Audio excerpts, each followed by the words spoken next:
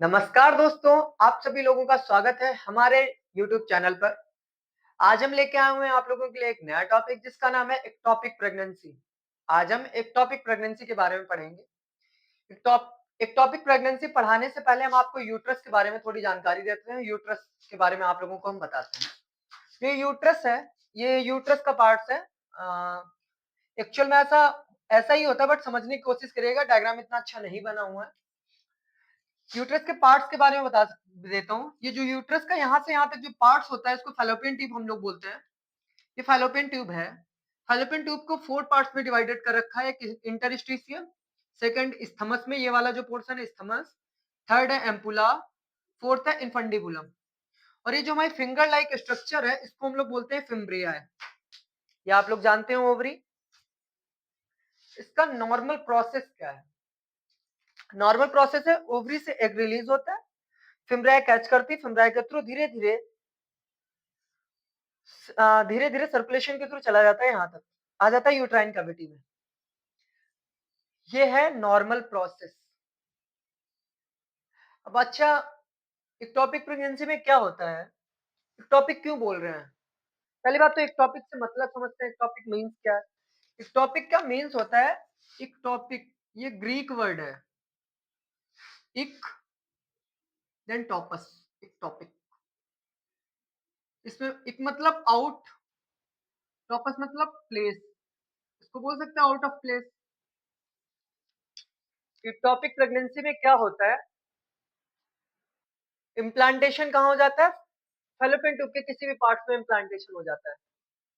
Implantation होना चाहिए था। नॉर्मल प्रोसेस में क्या होता है? इम्प्लांटेशन यहाँ पे होगा, यूट्राइन, ये हमारी पूरी यूट्राइन कैविटी ना, ये हमारी पूरी यूट्राइन कैविटी, यूट्राइन कैविटी में कहीं भी होना चाहिए था, बट यूट्राइन कैविटी ना होने से outside of the uterine cavity. Outside of the uterine cavity का मतलब समझे आप लोग? या तो इंटरस्टिशियल पोर्शन पे हो गया, यहाँ पे हो गया, या यहाँ पे हो गया, या एम्पुला में हो गया, या इनफंडिबुलम में हो गया।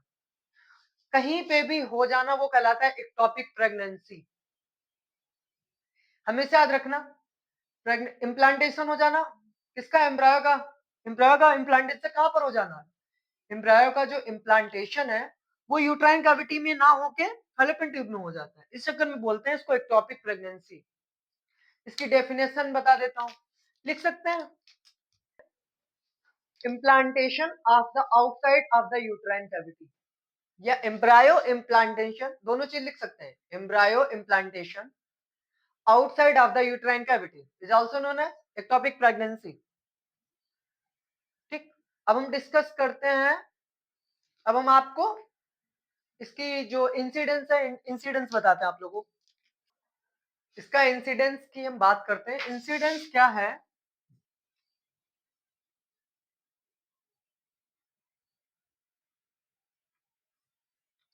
इंसिडेंस में क्या है? 1000 रेशियो 1 है, मतलब 1000 प्रेगनेंसी में किसी एक वोमेन को एक्टोपिक प्रेगनेंसी होगी। एक चीज और याद रखिएगा, मैंने बताया था एक्टोपिक प्रेगनेंसी, इसी को इसी चक्कर में ट्यूबल कहते हैं। ट्यूबल प्रेगनेंसी क्यों कहते हैं? ट्यूबल प्रेगनेंसी भी बोलते हैं इसको, मैं आपको बताना रह गया मेरा। Also known as tubal pregnancy. क्यों? क्योंकि ये जो पोर्शन है, इस पोर्शन में किसी भी फैलोपियन ट्यूब के किसी भी पोर्शन में हो जाता है, ट्यूब्स में ज्यादातर होता है। ठीक, 97, अभी हम आपको उसके बारे में बताएंगे, अभी हम आगे वो डिस्कस करेंगे आपको। ठीक है, इंसिडेंस कितना है? 1000 का रेशियो कितना है? 1। 1000 में रेशियो 1 है, मतलब 1000 प्रेगनेंसी में एक किसी एक वुमेन को, प्रेग्नेंट लेडी है उसको होगा। अब हम इसकी बात करते हैं इटियोलॉजी की। इसका कारण क्या है, कैसे होता है? तो इसकी इटियोलॉजी की हम जब बात करेंगे तो पहला मेन ही कारण आ जाता है सेल्फ एंजाइटिस। सेल्फ एंजाइटिस, इसका मतलब जानते हो आप लोग? हम आपको बताते हैं अभी इसका मतलब। सेल्फ एंजाइटिस का मतलब होता है inflammation of uterus, inflammation of uterus, inflammation of the uterus. Second क्या होता है? सेकंड हो सकता है पीआईडी। पीआईडी का फुल फॉर्म होता है पेल्विक inflammatory disease. हो गया पीआईडी, पेल्विक इंफ्लेमेटरी डिजीज। अब बात कर सकते हैं अगर हिस्ट्री है, किस चीज की हिस्ट्री है? हिस्ट्री ऑफ इनफर्टिलिटी, इनफर्टिलिटी की कोई हिस्ट्री है। फोर्थ हो क्या बस समझ सकते हैं, अगर एसटीजी हिस्ट्री है अबॉर्शन की, पहले बात करते हैं हम हिस्ट्री है अबॉर्शन की। फिफ्थ हम लोग क्या बात करते हैं, फिफ्थ बात करते हैं अगर एडवांस एज है। एडवांस एज का मतलब समझते हो आप लोग?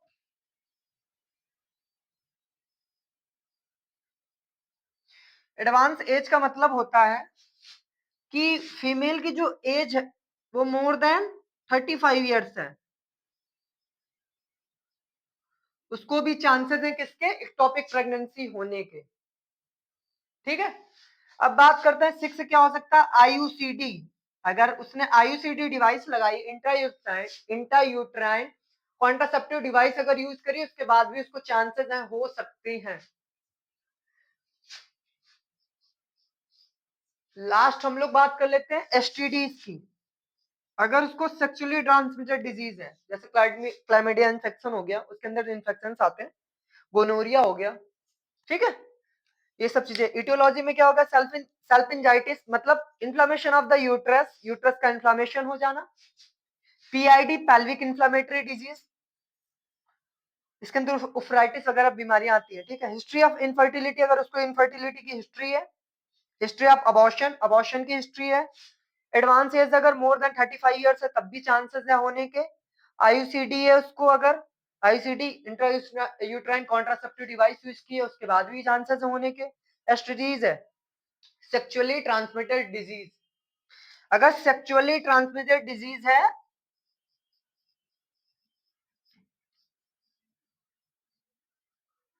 ट्रांसमिटेड डिजीज, ठीक है। बात करते हैं टाइप्स के बारे में, इसके हम टाइप्स की बात करते हैं।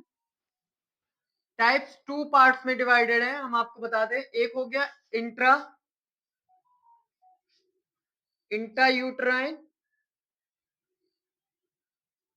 एक हो गया एक्स्ट्रा यूट्राइन।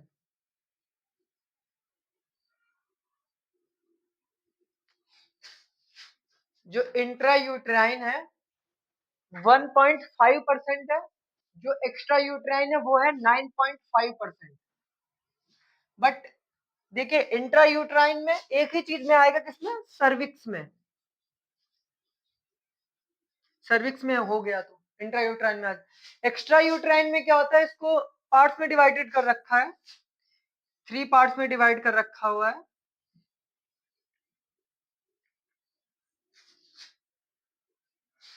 एक्स्ट्रा यूट्राइन को 3 पार्ट्स में डिवाइड कर रखा है। पहला क्या हो गया, ओवरी, सेकेंड हो गया फैलोपियन ट्यूब,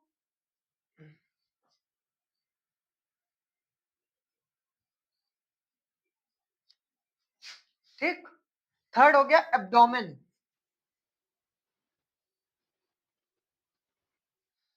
ये तो 1.5% था, ये 9.5% था। ये ओवरी में है 0.5% लोगों को ही, 0.5% है ओनली। जो एम्पुला वाला पार्ट है वो 95% है, बट जो एब्डोमेन वाला है मुश्किल से 1% है ओनली। अब आप लोग समझिए, बट एम्पुला को भी 4 पार्ट्स में डिवाइड कर रखा है, आपको मैंने बताया था। कौन कौन से पार्ट्स में, आपको मैंने बताया था ना, 4 पार्ट्स में डिवाइड कर रखा है। किसमें किसमें, एक तो हो गया इंटरस्टिशियल, सेकंड हो गया इस्थमस, थर्ड हो गया एम्पुला, फोर्थ हो गया इनफंडिबुलम।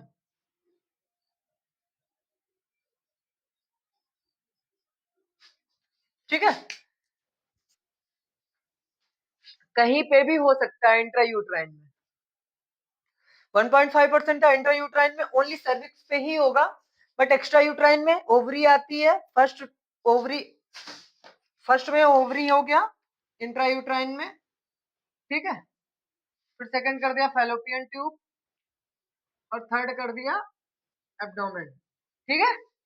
अब फैलोपियन ट्यूब को 4 पार्ट्स में डिवाइड कर दिया, इंटरस्टिशियल, इस्थमस, एम्पुला और इनफंडिबुलम में, ठीक है। बात करते हैं हम साइन एंड सिम्टम्स के बारे में।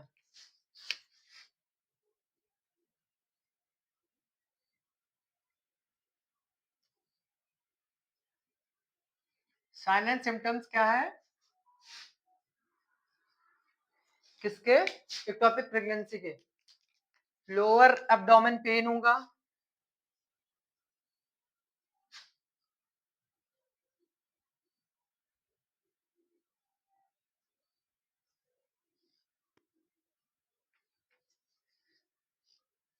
लोअर एब्डोमेन पेन होगा, वजाइनल ब्लीडिंग होगी,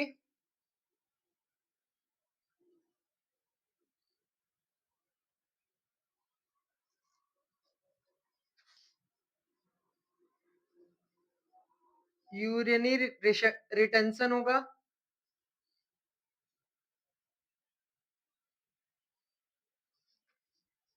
काल्मी कूल स्किन होगी,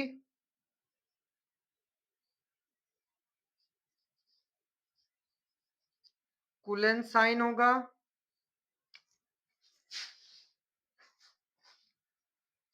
नेक्स्ट नोजिया होगा,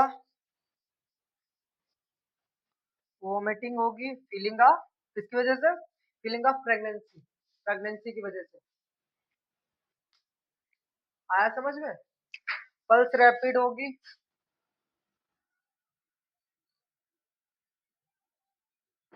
और भी हो सकती है, अगर वो है शॉक कंडीशन में जा रहा है तो हाइपोटेंशन होगा।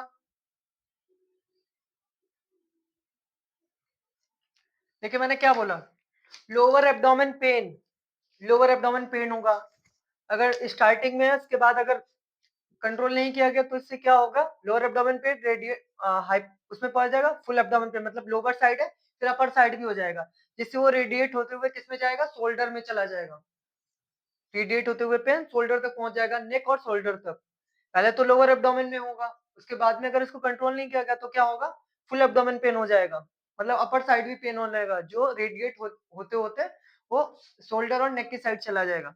वजाइनल ब्लीडिंग होगी, हैवी वजाइनल ब्लीडिंग होगी, यूरिनरी रिटेंशन होगा, जब लोअर एब्डोमेन पेन होगा, बाहर रहेगा तो रिटेंशन, तो यूरिनरी रिटेंशन वैसे भी रहेगा।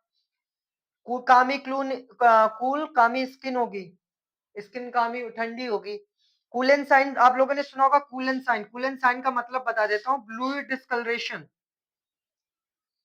ब्लूइश डिस्कलरेशन कहां पर, अराउंड द अम्बलाइकल या अम्बलाइकस, अराउंड द अम्बलाइकस, जो अम्बलाइकल्स के चारों ओर है नीला नीला पड़ जाएगा, उसको बोलते हैं कूलन साइन। नोजिया होगी, वोमिटिंग होगी, और शॉक की वजह से क्या हो सकता है, रैपिड पल्स होगी, हाइपोटेंशन होगा, ठीक है। डायग्नोस्टिक इवैल्यूएशन क्या क्या होगा इसमें,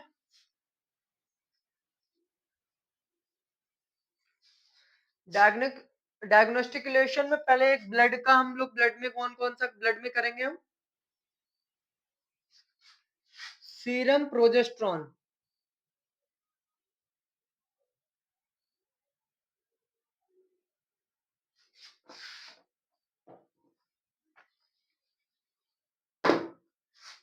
सीरम प्रोजेस्टेरॉन, इसकी नॉर्मल वैल्यू होती है 25, लेस देन 25 नैनोग्राम पर लीटर, पर डेसीलीटर, नैनोग्राम पर डेसीलीटर, ठीक है। हो गया ब्लड, सीरम प्रोजेस्टेरॉन हो गया। अब उसके बाद करेंगे यूएसजी, अल्ट्रासोनोग्राफी करेंगे, फिर करेंगे कोल्डोसेंटेसिस। आप लोग सेंटेसिस का तो मतलब समझ गए, कोल्डो का मतलब नहीं समझोगे। सेंटेसिस का मतलब बहुत लोग जानते भी होंगे पहले से। सेंटेसिस मीन्स होता है एस्पिरेशन।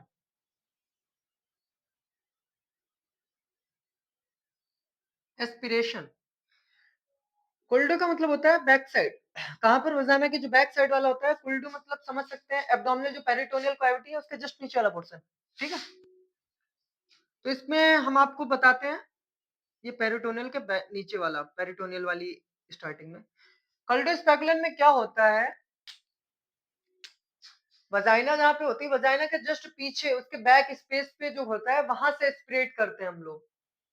एस्पिरेशन के लिए वहां से एस्पिरेशन, जो एबनॉर्मल फ्लूइड होता है वहां से एस्पिरेट करते हैं। जो हमारा एबनॉर्मल फ्लूइड होगा,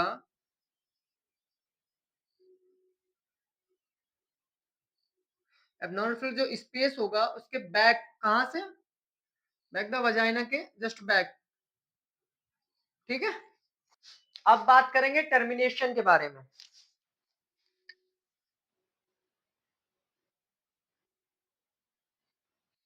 टर्मिनेशन ऑफ एक्टोपिक प्रेगनेंसी।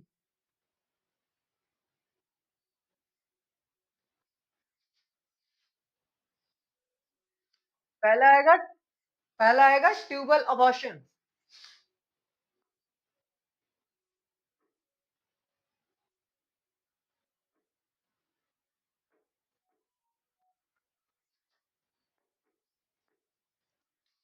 पहला हो गया ट्यूबल अबॉर्शन, दूसरा होगा ट्यूबल मोल।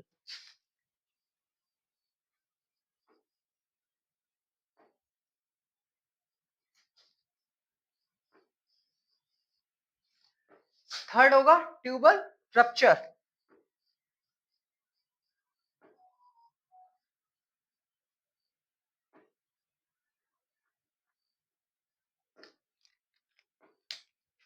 अब हम तीनों के बारे में आपको बताते हैं। देखते हैं ट्यूबल अबॉर्शन को। ट्यूबल अबॉर्शन में क्या होता है, ये यूट्रस वाला ये जो पार्ट,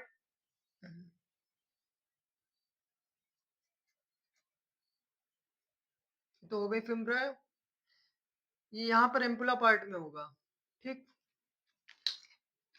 एम्पुला पार्ट में ये होगी, यहाँ पे जाइगोट, जाइगोट इम्प्लांट हुआ है। बट क्या नॉर्मल कंडीशन में क्या होता है, फिम्ब्राय के थ्रू धीरे धीरे मूव होता रहता है, इस साइड को मूव होता है। बट इक्टोपिक प्रेगनेंसी में क्या होगा, ये इस साइड को मूव होगा। किस साइड को, फिम्ब्रा की साइड पे, इन्फंटिबुलम की साइड।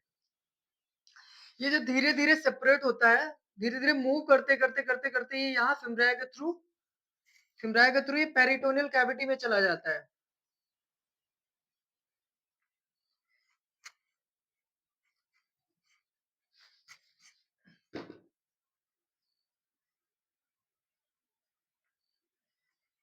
पेरिटोनियल कैविटी में चला जाता है। जब ये पेरिटोनियल कैविटी में चला जाता है तो यहाँ से ब्लीडिंग भी, ये रप्चर करते हुए पेरिटोनियल कैविटी में जाता है, जिसकी वजह से ब्लीडिंग स्टार्ट हो जाती है, जिसकी वजह से बाद में धीरे धीरे ब्लीडिंग होते होते पेरिटोनियल ब्लीडिंग स्टार्ट हो जाती है बाद में। ट्यूबल अबॉर्शन में क्या होता है, जो एम्पुला वाला पार्ट है, एम्पुला वाले पार्ट में इम्प्लांटेशन होता है। एम्पुले वाले पार्ट में, जब एम्पुले वाले पार्ट में इम्प्लांटेशन होता है तो क्या होता है, ये जो इम्प्लांटेशन वो धीरे धीरे, नॉर्मल कंडीशन में क्या होता है, ये धीरे धीरे स्टमक की साइड आता हुआ है। बट इक्टोपिक प्रेगनेंसी में क्या होगा, ये पेरिटोनियल कैविटी की साइड धीरे धीरे मूव करता रहता है, मूव करते करते सेपरेट होता जाता है, जिससे धीरे धीरे ये रप्चर करते हुए जाता है पेरिटोनियल फिम्ब्राय के थ्रू, पेरिटोनियल कैविटी में चला जाता है। अब ट्यूबल मोल में क्या होता है, ट्यूबल मोल सेम ऐसा ही प्रोसेस, बट क्या होता है, जहां पे मूव हुआ है, यहाँ से मूव कर रहा था, ये ब्लीडिंग उसके बाद तुरंत बाद स्टार्ट हुई। बट ये साथ में ही ब्लीडिंग करवाता है, यहाँ से साथ में ही ब्लीडिंग होगी, ये भी निकल जाएगा फिम्ब्राय के थ्रू पेरिटोनियल कैविटी में, जिसके पेरिटोनियल ब्लीडिंग के चांसेस है। बट ट्यूबल रप्चर में क्या होता है, ट्यूबल रप्चर में होता है हमारा, इसमें कहां पे हुआ था, एम्पुला पार्ट में, इन दोनों पार्ट में कहां पे हुआ था, एम्पुला में हुआ था। बट यहाँ पे एम्पुला में ना होके ये होगा जाके इस्थमस वाले पार्ट में, इस्थमस वाले पार्ट में, ये यहाँ पर नहीं होगा, ये यहाँ ना होके यहाँ इस्थमस वाले पार्ट में होगा। इस्थमस वाले जो पार्ट में होगा, यहाँ पे इम्प्लांट होगा, तो इस्थमस वाले पार्ट में सेपरेट ही नहीं हो सकता, सेपरेट नहीं होता, जिसकी वजह से 6 वीक के बाद रप्चर हो जाता है। 6 वीक के बाद रप्चर हो जाता है। क्यों अंदर ये रप्चर हो जाएगा? क्योंकि इससे सेपरेट ही नहीं हो पाता। ये और ये दोनों सेपरेट हो जाते हैं, बट ये सेपरेट नहीं हो जाता। तभी तो बोलते हैं इसको termination of ectopic pregnancy. Ectopic pregnancy क्यों है? क्योंकि यूट्राइन कैविटी में अगर इम्प्लांटेशन यहां पर कहीं पे भी होता तो बेबी को सर्वाइव करने के लिए है ना, स्पेस बना लेगा। इस छोटी सी ट्यूब में क्या स्पेस बना पाएगा? ग्रोथ एंड डेवलपमेंट ही नहीं हो पाएगा, ट्यूब तो फट जाएगी ना। तब भी बोला ना, यहाँ पे तो सेपरेट हो जाता है, यहाँ पे धीरे धीरे सेपरेट हो जाता है। साथ में ब्लीडिंग कर दी, इसमें धीरे धीरे करके ब्लीडिंग कर दी। इसमें क्या होता है, स्टमक पार्ट में हो जाता है। स्टमक जब स्टमक पार्ट में हो जाएगा तो सेपरेट ही नहीं हो पाएगा, पे फंस जाएगा। जब फंस जाएगा तो 6 वीक के बाद वो रप्चर हो जाता है। अब हम बात करते हैं इसके मैनेजमेंट की। मैनेजमेंट तो दो टाइप्स का होगा, एक तो होगा मेडिकल, एक होगा सर्जिकल। एक क्या होगा मेडिकल में, 3 हम लोग मेडिसिन यूज करते हैं।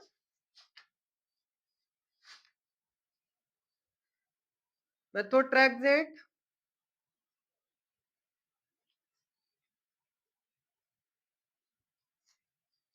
सेकंड प्रोस्टाग्लैंडिन,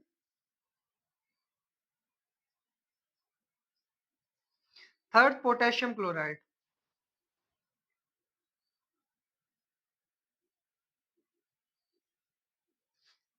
हम बात करते हैं सर्जिकल की।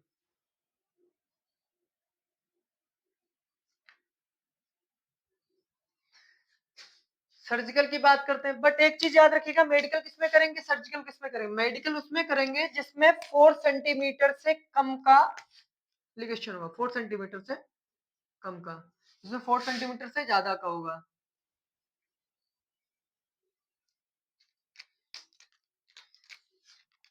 इसमें तो कर लेंगे सेल्पिंगोस्टमी। मतलब इसमें क्या करते हैं, 10 to 15 सेंटीमीटर का इंसिजन करते हैं, कट लगाते हैं।